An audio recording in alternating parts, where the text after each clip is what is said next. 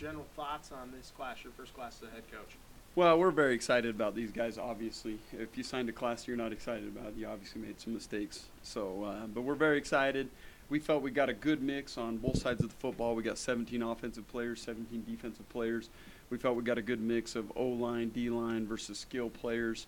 And then we signed 21 kids out of the state of Utah, which we feel is a big positive for us. It shows our emphasis on what we want to get done in the state of Utah in recruiting, and there's good football here, and we can find good players. Now we're going to have to go out of the state, and we proved that as well. About a third of the class will come from out of state, California mainly, but we hit some Nevada, Texas, and some other schools as well. So anyway, very excited. Were a few kids that you got that were really big additions? I know everybody's a big addition, but a few kids that really stuck out to you.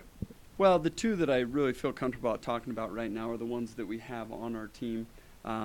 That's Baron Bruce, who's here with us. He's a kid from Alta. He graduated high school early. He looks good in the weight room. He's running well. I had been recruiting him at the University of Utah, so I knew a lot about him. He looks good right now. And then Dasan Hardwick, who was a transfer from San Diego State, running back, very fast, explosive. He's strong. We see great things, in him in our runs and stuff so far. So we expect those guys to make an immediate impact this year. There's a bunch of others that I could comment on. I don't know that it's fair for the whole class, but there's a bunch of others that I really believe are just top caliber kids. So after going 4-19 the past two seasons, you guys even came out in your first national signing day, made a splash with 34 new signed. What impact do you see? Where do you see this team going with all your new signings? Well, we expect to be good right away. That's starting with next year.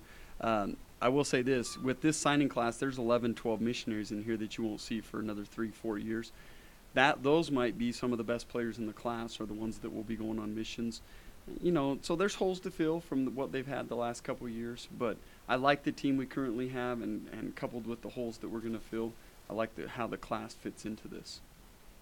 So is there any players right now, like how many players do you think will be starters next year that are coming in from this class? Well, that's always hard to tell. I don't think you really know what a class is all about until 2-3 years down the road. In recruiting in general, if you're right on 1 out of every 2 kids, then you're doing pretty good. If you're right 2 out of 3, then you're doing super good. So in this class alone, we're hoping to hit on 2, 3, maybe 3 out of 4 kids. And it's really, that's a more fair question. Give me 2 years and I'll answer that with more detail or more exactness. So, Coach, your first recruiting class as a head coach, how's it different being the head guy from just being an assistant? You had a great reputation at Utah, but how was it different this time around? Well, it's been fun. Okay, so not that recruiting as an assistant wasn't fun, but it's been fun taking this seat. You can pick different angles that you can get with recruits as the head coach versus the assistant coach. But in general, when we go into a thing, and it was the same way at the University of Utah, is you've got 10 coaches, and we're bringing them into a program, and it was the same way here. So in that facet, we were all working together. You're always all working together, and you're trying to get the 25, 30 best kids you can. So in that aspect, it really didn't change that much. Coach, of all the 34 signees, you got 21 from Utah. What did you see out of this year's class that made you want to go after the locals so much? Well, I thought it was an outstanding class. Each year in the state of Utah, there's going to be 5 or 6 Pac-10 guys, and then there's going to be a couple guys that Utah State and BYU are getting. And after that, I think there's a really good crop of 20, 25 kids that have legit chances of playing Division I football. And that's what we targeted, that's what we went after, and that's what we got. And it was a good mix. I mean, there was a bunch of O-line, D-line, linebackers, tight ends. There were some safeties. There was a corner in the group. So it's a good mix of just talent across the board. What are some of the selling points that you have that maybe Utah State or BYU don't have for those 20, 21 you were just talking about? Well, with those schools that you're mentioning, I don't know that there's a lot of good selling points. I know that, that just trump those guys. I will say this. We've got great facilities for an FCS school. We got great facilities. We got a good budget. And so when we go head-to-head with schools, we can offer full scholarships. We can offer lots of money to these kids. And, that's a benefit when you're going head-to-head with a school, say, that's in the Big Sky Conference. We can usually win those battles because we can give them good scholarships, and we have great facilities. So that's a benefit in our recruiting. As far as what Steve Clark with Justin and what those guys have been able to do coming on staff, did you see an immediate benefit of having those guys on staff this recruiting class? Oh, absolutely, because they have a name in the state of Utah, and these kids in the state of Utah over the last couple of years have got to know them while they were down there. And, not only that, but they're good recruiters. They're personable. They do a good job when they get in the homes with these parents. And, from that standpoint, these guys do a great job. They're just finding out who they want to recruit, and when they do find who they want, they do a good job of landing those guys because people can relate to them. They're personable. They're not going to lie to recruits. They're not just going to give you a big sales pitch and not really be able to back up what they're saying. They're going to tell you the truth, and then they're going to do the best job of getting the kids here.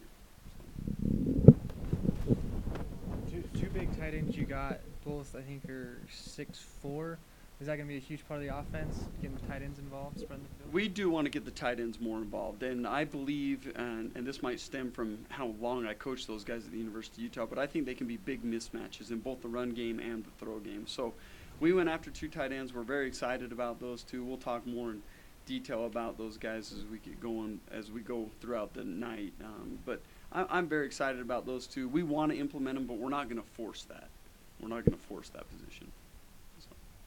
Another big thing, Coach, you recruit speed. I know one kid notable, Drew Batchelor out of St. George, had a lot of speed from Dixie High. How big of an emphasis? I know speed's a big emphasis, but was that big here in your first year to get a lot of team speed? Absolutely, and that goes across the board. We want fast linebackers. We want fast safeties. We want fast linemen. And so we tried to do the best job we could, obviously, as finding the most athletic guys at each position, but we wanted to be a little bit more dynamic in the skill. You mentioned Drew Batchelor. He is very fast. We added 2 other wide receivers that we feel are the burner, fast type guys. And then we added a couple corners that can really go. So in the skill positions, we felt like we really upgraded both the wide receiver, the corner spot, and the safety spot. From last year, what player stood out to you that you felt like that was going to leave the biggest hole that needed to be replaced?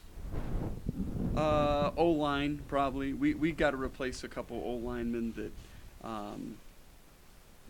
that can solidify our team. If we can replace 1 or 2 holes there, I think we got a chance to be very good. We need some safeties to step up this year, and as we go through spring, who knows? Will that come out of our recruiting class, or will it come from the guys that are already here? We'll see as we go through spring and fall camp. Let me see any other holes. We need the quarterback to step up. Chipolletti did a good job as a true freshman last year, but we need those guys to play great for us to be good, and that's obvious. That's any team, right? The quarterback's got to play well. And then running back, that's another spot that needs to be a little bit more dynamic than we were last year. We got basically everyone back from last year's team, and with the addition of Deshaun Hardwick, we feel like we're going to be pretty good at that position. Talk about the prospect out of San Diego State that you signed right there. I mean, Mhm. that seems like a really big get. It's a great get. He was the first guy when I got on staff. I had a couple of the previous coaches from the last staff say this is the guy you really need to get. They liked him. They worked well with me, the previous staff did. And we had to go in immediately and try to flip Deshaun back to us because there were other schools obviously interested in him as well. But he's very fast. He was the fastest guy on San Diego State's team. That's coming from a couple of their coaches that were at San Diego State. He's strong. I mean, he's one of those guys you get in the weight room and he's benching like he's an O-lineman. He's very strong. He's quick.